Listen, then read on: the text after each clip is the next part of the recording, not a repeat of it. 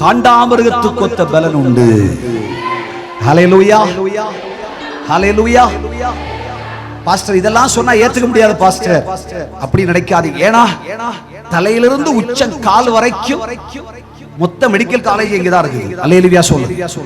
எல்லா வியாதி இங்கதான் இருக்கு. ஆமீன் சொல்லுங்க பார்க்கலாம். ஆமீன், ஆமீன், ஆமீன். ஆமா, என்ன போய் பலவீனம்னு சொன்ன, பலவான்னு சொன்னா, என்ன போய் காண்டாமிருகத்துக்கு ஒத்த பலன் அப்படின்னு சொன்னா எப்படி நம்புறதுன்னு கேட்காத. உன் பலவீனத்தை கர்த்தர் மாற்றி உன் எலும்புகளை நல்லமுள்ளதாய் மாற்றி இரத்தத்தை புதிதாய் மாற்றி உன் தசைகளை புதிதாய் மாற்றி உன்னை பலப்படுத்தி உனக்கு சகாயம் பண்ணுவே. உன் நோய்களை சுகமாக்குவே. உன் பலவீனத்தை உன்னை விட்டு மாற்றுவேன். கர்த்தருக்கு காத்திருக்கிறவர்கள் புது பலன் அடைந்து கழுகுகளை போல் செட்டைகளை அடித்து உயரே உயரே உயரே பரப்பார்கள்.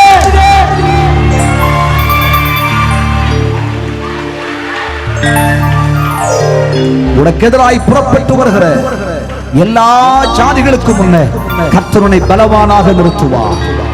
இந்த பலன் எப்படி வரும் தெரியுமா? அவர் தமது வசனத்தை அனுப்பி உன்னை சுகமாக்கி உன்னை பலப்படுத்தி. வசனம் ஒரு சத்து உணவு. நீ களைத்து போய் செத்துறணும் செத்துறணும் சாவுதான். எலியா மாதிரி உட்கார்ந்திருக்க, ஆண்டவரே போதும் ஆண்டவரே எடுத்துக்கங்கப்பா அப்படின்னு சொல்றப்போ அவர் தன்னுடைய தூதனை அனுப்புவார். அப்பத்தை கொடுத்து விடுவார், தண்ணீரை கொடுப்பார். அப்பம்னா என்ன தெரியுமா? வசனம். தண்ணீர்னா என்ன தெரியுமா? ஆண்டவருடைய அபிஷேகம் கொடுத்து, எலியாவே நீ போக வேண்டிய தூரம் வெகு தூரம்டா, எழும்பு நீ போ, உன்னால போக முடியும், நீ போ என்று நம்மை பலப்படுத்தி அனுப்புவார். கர்மேலுக்கு நடந்தார் நடந்தார் நடந்தார் 3 நாள் இரவு பகலாக நடந்தார். இந்த பலன் எங்கிருந்து வந்தது? செத்துருவேன் வாழ்க்கை முடிச்சு அப்படின்றவனே ஆண்டவர் பலப்படுத்தினார். நடந்தார். பைபிள் சொல்கிறது 450 பாகால் தீர்க்கதரிசிகளை ஒரே மனுஷனால வெட்டி நிக்கிரகம் செய்து போட்டான். கர்த்தருக்கு ஒரு கை தட்டு கொடுங்க. கை தட்டி ஹல்லேலூயா, ஆமென், ஆமென். 4 இல்ல 40 ஆராதனையாளரும் பிரசங்கம் பண்ணுவோம். கர்த்தருக்கு ஒரு கை தட்டு கொடுங்க. 40 கூட்டமானாலும் ஊழியம் செய்வோம். காண்டாமிருகத்துக்கு ஒத்த பலன். அவருடைய வார்த்தை உனக்குள் வர வர வர வர வர வார்த்தையை பேச பேச பேச பேச பேச நீ கர்ஜிக்கிறவனாய் மாறுவாய். நீ சிங்கமா மாறிடுவ. நீ யூதா சிங்கமா மாறிடுவ. உன் பலனை யாரும் தடுத்து நிறுத்த முடியாது.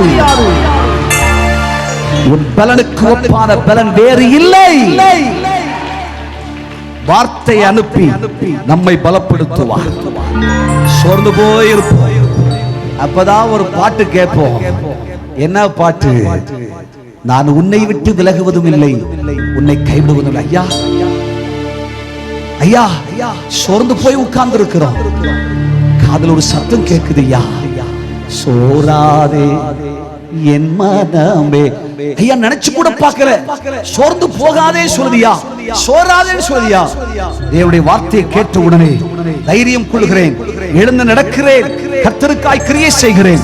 தேவனுடைய பிள்ளையே வசனத்தை அனுப்பி கொடுப்பார். ஒரு சரித்திரத்தை சொல்லட்டுமா? நெப்போலியன் சக்கரவர்த்தியை தெரியும் தானே? நெப்போலியனை தெரியுமா? தெரியுமில்ல? படிச்சிருக்கீங்களா? நெப்போலியன் வாழ்க்கையில ஒரு பெரிய சரித்திர சகாப்தம் உண்டு. என்ன தெரியுமா? இம்பாசிபிள் என்ற வார்த்தை டிக்ஷனரியிலே இருக்க கூடாதுன்னு சொன்ன ஒருத்தன் வந்தான். அல்லேலூயா சொல்லு. புரிஞ்சுதா? முடியாதுன்ற ஒரு காரியமே இருக்க கூடாதியா. அப்படி ஒரு வார்த்தை இருந்தா டிக்ஷனரியில இருந்து எடுத்து போடியான்டா. எதையும் என்னால முடியும்னு சொல்றவன் தன்னுடைய ராணுவத்தோடு சேர்ந்து யுத்தத்திற்கு போகிறான். யுத்தத்திற்கு போகும் பொழுது எதிர்பார்த்த யுத்தக்களம் வருவதற்கு முன்னே வழிப்பிரயாணத்திலே இயற்கை மாற்றம் அடைகிறது. பனிமூட்டத்தினால் நிரப்பப்படுகிறது. முன்னேயும் போக முடியாது, பின்னேயும் வர முடியாது. நெப்போலியனும் தன்னோடு இருந்த படை சேனைகள் எல்லாம் பனிமூட்டம் மாறட்டுமே என்று உட்கார்ந்து விடுகிறார்கள். 1 மாதம் ஆச்சு, 2 மாதம் ஆச்சு, 3 மாதம் ஆச்சு. பனிமூட்டம் மாறின பாடில் சாப்பிடுறதுக்காக கொண்டு வந்த சாப்பாடுலாம் தீர்ந்து போச்சு. தண்ணியும் தீர்ந்து போச்சு. எல்லாம் தீர்ந்து போச்சு. சாப்பிட இல்லை. வழியிலே நின்று கொண்டிருக்கிறார்கள். அவ்வளவு பலசாலிகளா யுத்தத்துக்கு போனவல்ல. 150 கிலோல இருந்தவல்ல 50 கிலோ வந்துட்டான். வெயிட் எல்லாம் குறைஞ்சு போச்சு. மெலிஞ்சு போய் கருகி போய் கருவடாயிட்டான். இப்படி ராணுவத்தின் பலன் எல்லாம் குன்றி ராணுவ வீரர்கள் எல்லாம் பலன் இழந்து உட்கார்ந்திருக்கிற நேரத்தில் இயற்கை சாதகமாகிறது. பனிமூட்டம் நீங்கி போகிறது. நெப்போலியன் பார்க்கிறான் யுத்தத்துக்கு போக வேண்டும் என்று. தன் ராணுவ வீரர்களை பார்த்தால் பரிதாபமாக இருக்கிறது. ஐயோ, இவர்களை கொண்டு யுத்தத்துக்கு போனால் எப்படி யுத்தம் செய்வது? எல்லாம் கரைஞ்சு கருவாடு மாதிரி இருக்குது. இதெல்லாம் வச்சு எப்படி யுத்தம் செய்ய முடியும்? நெப்போலியன் பார்த்தா, எழுந்தா தன் தளபதிகளை அழைத்தான். வாங்கய்யா, நாளை காலையிலே என் ராணுவ வீரர்கள் எல்லாரையும் நான் பார்க்கணும். அவர்கள் எல்லாம் வரிசையாய் அணிவகுத்து நிற்க சொல்லி என்று சொன்னான். ராணுவ தளபதிகள் எல்லாம் எழுந்து சொன்னார்கள், காலையிலே சக்கரவர்த்தி வரப்போகிறார். ராணுவ வீரர்களாகிய நம்மை பார்க்க போகிறார். எல்லாரும் உங்களை ஆயத்தம் செய்து கொள்ளுங்கள். காலை கிழக்கு வெளுத்தது. நெப்போலியன் சக்கரவர்த்தி எழுந்து தன் ராணுவ வீரர்களை பார்க்கும்படி தன்னுடைய ஜெயமுள்ள நடை நடக்க ஆரம்பித்தார். வரிசையாய் தன் ராணுவ வீரர்களை பார்க்கிறான். 1ஆம் நபரை பார்க்கிறான். அவன் கண்களை உற்று பார்க்கிறான். 2ஆம் இடத்திலே போறான். அவனையும் பார்க்கிறான். கண்களை உற்று பார்க்கிறான். 3வது 4வது என்று வரிசையாக ஒவ்வொருவரையும் முகமுகமாய் பார்க்கிறான்.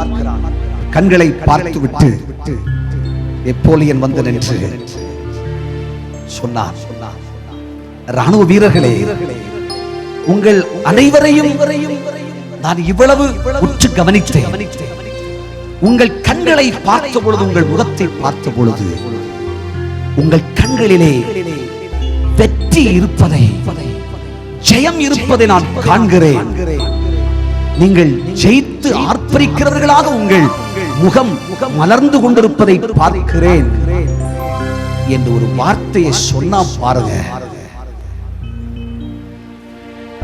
மெலிஞ்சு போய், நொஞ்சு போய், தேஞ்சு போய் நின்ன ராணுவ வீரர்கள் எல்லாம், ஐயா, இத்தனை நாள் சாப்பாடு இல்லாம அணிவகுத்து நிற்கிற எந்த பார்த்து சக்கரவர்த்தி, உன் முகத்துல ஜெயம் இருக்குயா, கண்ணுல வெற்றி இருக்குயா அப்படின்னு சொல்லிட்டாரே நினைச்சாம் பாரு. தனக்குள்ளே தைரியம் வந்தது, பலன் வந்தது, இயற்கை சாதகமாயிற்று. யுத்தம் செய்வோம் என்று புறப்பட்டார்கள். அடித்தார்கள், ஜெயித்தார்கள், வெற்றி பெற்றார்கள், திரும்பினார்கள்.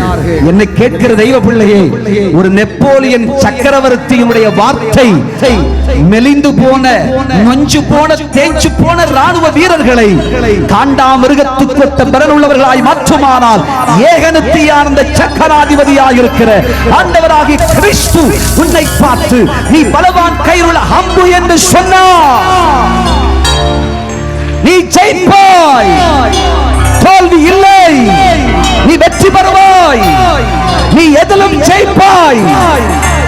உனக்கு முன்பாக நிற்பவன் யார்? நீ ஜெயிப்ப. உன்னால முடியாதது ஒன்றுமில்லை. ஹல்லேலூயா. இப்படி தன் வார்த்தையினால் காண்டாமிருகத்தின் பலன், பலவீனம் நீங்கும். வியாதி நீங்கும், கஷ்டங்கள் நீங்கும், பலவான்களாய் மாறிவிடுவீர்கள். அல்லேலூயா சொல்லுங்க.